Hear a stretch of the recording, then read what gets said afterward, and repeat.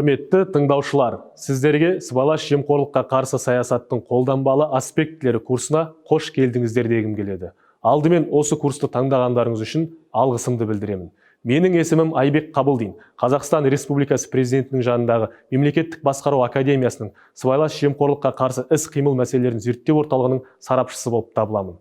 Қазіргі таңда қоғамдық өмірде болып жатқан өзгерістер жағдайында мемлекеттік қызметте қабылданып жатқан барлық бағдарламалық құжаттарда сыбайлас жемқорлыққа қарсы іс-қимыл мәселесіне ерекше көңіл бөлуде.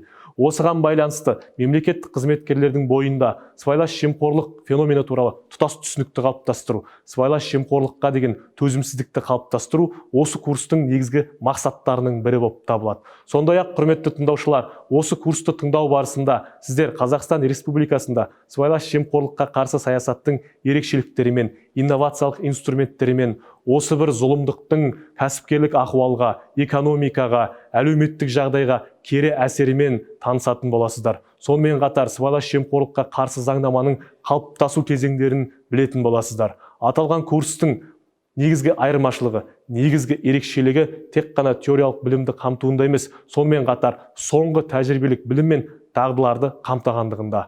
Құрметті тыңдаушылар, тыңдағандарыңызға рахмет.